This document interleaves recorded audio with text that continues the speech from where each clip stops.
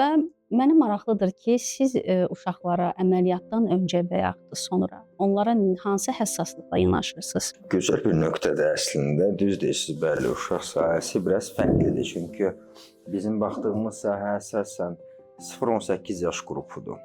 Və bu bizim ölkədə də belə təsdifatlandırılır.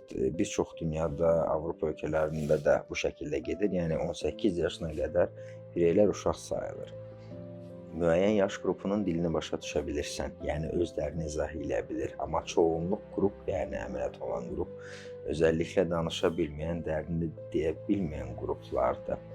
Hər şeydən öncə qarşına bir uşaq gəldiyində, bir xəstə gəldiyində ona varsa öz övladın kimi davranmalısan.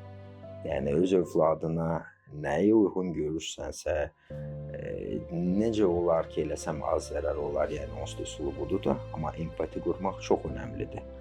Necə ki, yadın uşağına sahiblənsən, yəni onu da öz uşağın kimi müalicə versən, tədavi versən, əməliyyat eləsən, o zaman düşünürəm ki, ən doğru yanaşma elə olar.